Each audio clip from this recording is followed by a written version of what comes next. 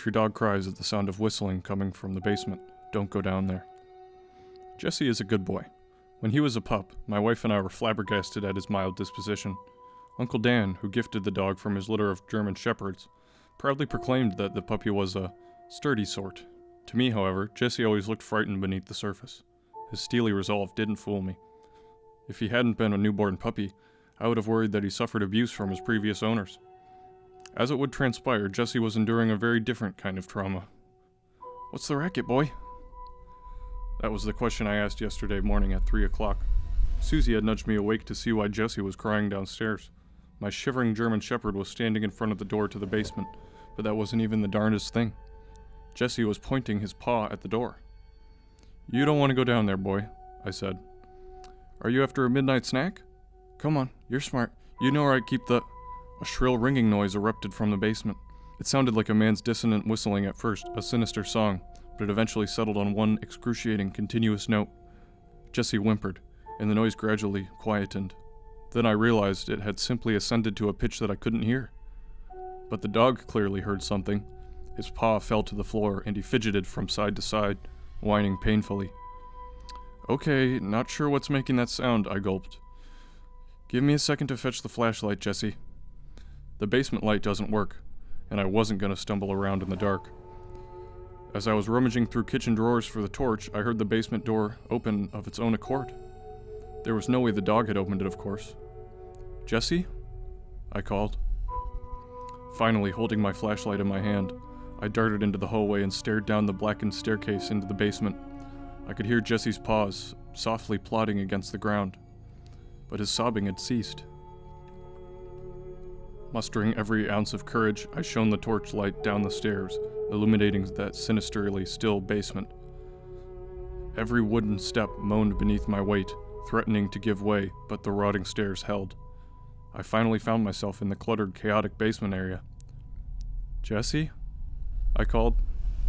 A weak woof sounded from the far corner of the room, so I weaved between boxes and shelves to uncover what had enthralled Jesse. As I would soon learn, fear had motivated him, not eager curiosity. Rounding the mound of basement clutter, I cast my light onto the far side of the room, and there was my dog. He was standing perfectly still, soundlessly staring at something in the corner. Something that my eyes did not, or could not, immediately process. A dark, towering shape so large that it had to hunch forwards to fit in the room. Its spindly limbs stretched across the walls and ceiling. At first, I thought it to be an emaciated and obscenely tall man, but then it started to look more like a horrifyingly humongous insect. Finally, I decided it wasn't any earthly thing. All I knew for sure was that it terrified me. Its lips moved, speaking to Jesse in a frequency only he could hear. But the monstrous thing stopped talking when it noticed my flashlight. White, marble, pupilless eyes sitting in the midst of a darkened face surveyed me. Then its lips opened again, and though I could hear not a sound, my eardrums swelled until I thought they might burst. I screamed in agony. Dropping the flashlight to clutch my ears, the basement window smashed and my torch rolled across the floor, briefly illuminating the insect-like entity as it inexplicably seeped into the brickwork of my house. It slithered between the cracks in a way that no living animal could. Jesse howled in terror, and I ran over to him, scooping up my torch along the way. "Come on," I cried. "Upstairs, boy. Now." When we reached the lobby, I slammed the basement door shut and locked it. Susie was racing down the stairs, and she sprinted over to us, with a concerned look on her face. "What was all that noise?" she asked. "It's fine," I lied, shaking uncontrollably. Jesse gave me a scare, that's all." I didn't sleep that night. I begged Susie to allow Jesse to sleep in our room. I told her that I'd seen a wild animal in the basement and had seemed shaken up about it. A half-truth always seems more morally justified than an outright lie. Today, I was barely responsive at work. I kept replaying that horrible night in my head. What had I seen? What did it want from my dog? So many unknowns. I truly wish I were telling the truth to Susie. I wish it had just been a rodent. But the way its spidery form had slinked into the wall defied all physical explanation. And yesterday night was only the beginning. During the foggy hours of this evening, I walked home through the local park. Within the white mist that had shrouded the path and pedestrians, I caught glimpses of spindly shapes, flitting from tree to tree. Just your imagination, I told myself, trembling in fear. Then I started to notice unnerving behavior from passers-by. To be more precise, their dogs unnerved me.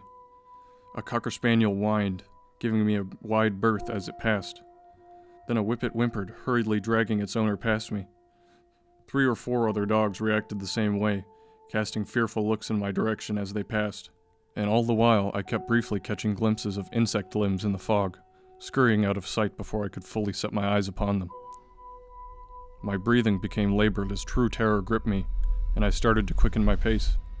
People cast perplexed looks in my direction, the frenetic man who was frightening their dogs.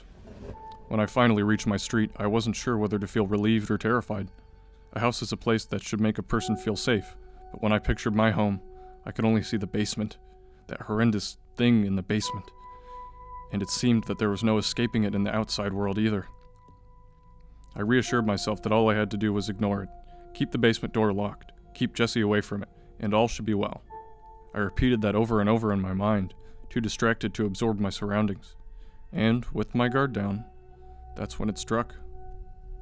I felt something tugging at the bottom of my jeans. When I looked down, the color drained from my skin. A black limb was coiling around my ankle, planting me to the ground. I screamed, looked around, but the foggy street was deserted. And when my eyes followed the elongated limb, I saw that it led to a pothole in the middle of the road.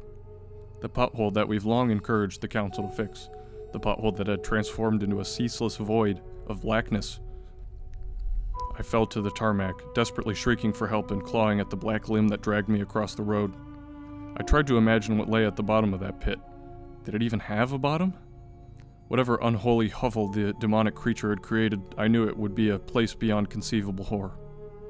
I closed my eyes, preparing for the unfathomable terror of whatever fate I could meet in that hole. A growl made my eyes shoot open and I saw Jesse in the road. Thank the Lord for the dog flap that Susie insisted on installing in our back door. Our fearsome shepherd plunged its killer teeth into the entity's black limb, and the demon unleashed a shrill scream of agony, one that I could hear for a brief moment before it reached a frequency beyond human hearing. Jesse whimpered, deafened by the inaudible noise, but his ferocious attack saved my life.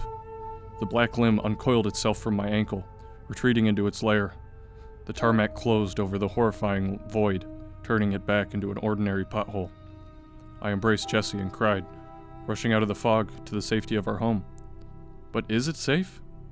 Jesse gave that thing a scare. I'm just worried it'll be back. What was the insect man saying to my dog in the basement? That unanswered question scares me. It was talking to Jesse. I'm sure of it. Had it always spoken to him? I don't know what it wants from him. From us.